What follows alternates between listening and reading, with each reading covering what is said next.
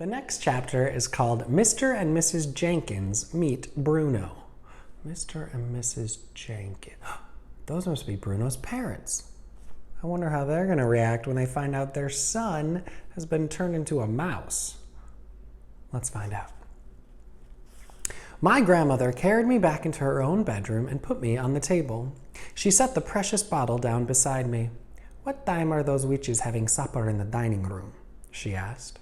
8 o'clock, I said. She looked at her watch. "It is now 6:10, she said. "We've got until 8 o'clock to work out our next move."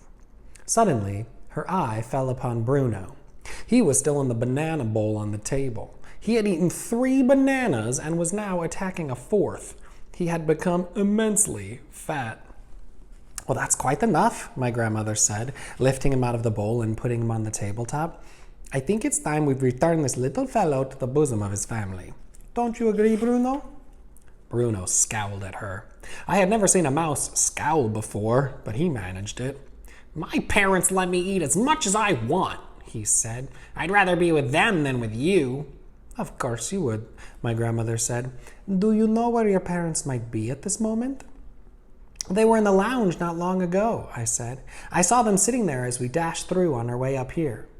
"Right," my grandmother said. "Let's go and see if they're still there. Do you want to come along?" she added, looking at me. "Yes, please," I said. "I shall put you both in my handbag," she said. "Keep quiet and stay out of sight. If you must peep out now and again, don't show more than your nose." Her handbag was a large, bulgy, black leather affair with a tortoise-shell clasp. She picked up Bruno and me and popped us into it. "I shall leave the clasp undone," she said, "but be sure to keep out of sight." I had no intention of keeping out of sight. I wanted to see everything. I seated myself in a little side pocket inside the bag near the clasp, and from there I was able to poke my head out whenever I wanted to. "Hey!" Bruno called out. "Give me the rest of that banana I was eating." "Oh, all right," my grandmother said. "Anything to keep you quiet." She dropped the half-eaten banana into the bag, then slung the bag over her arm and marched out of the room and went thumping along the corridor with her walking stick. We went down in the lift to the ground floor and made our way through the reading room to the lounge. And there, sure enough, sat Mr. and Mrs. Jenkins in a couple of armchairs with a low, round, glass-covered table between them. There were several other groups in there as well, but the Jenkinses were the only couple sitting alone.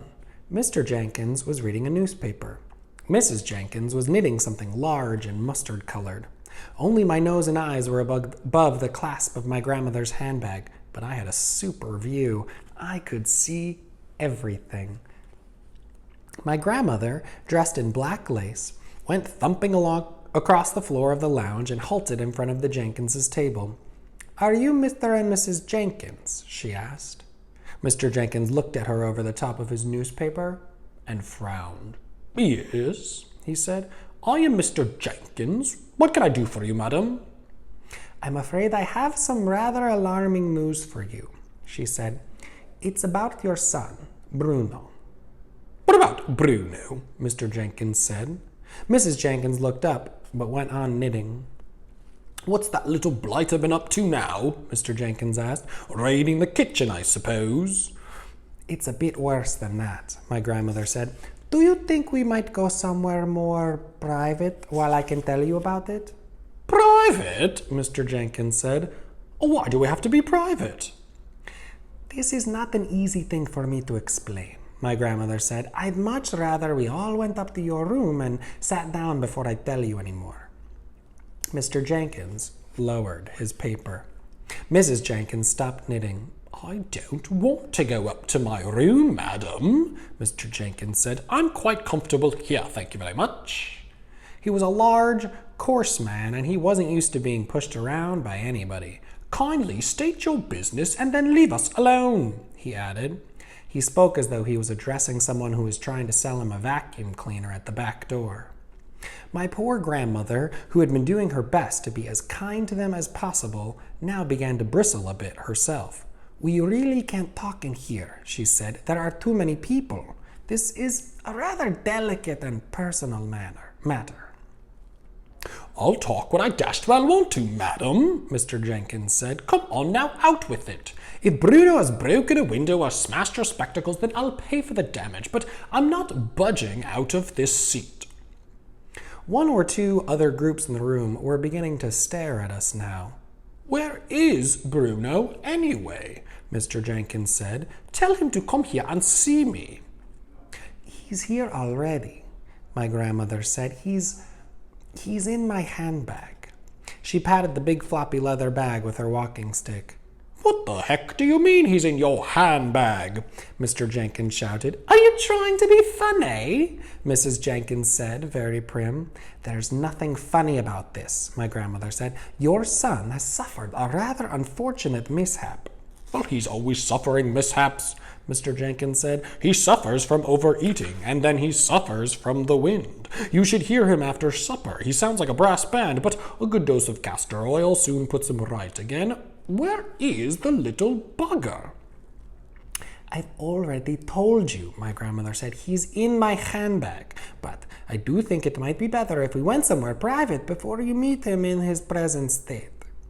Well, this woman's mad, Mrs. Jenkins said. Tell her to go away. The plain fact is, my grandmother said, that your son Bruno has been rather drastically altered. Altered? Shouted Mr. Jenkins. What the devil do you mean, altered? Go away, Mrs. Jenkins said. You're a silly old woman.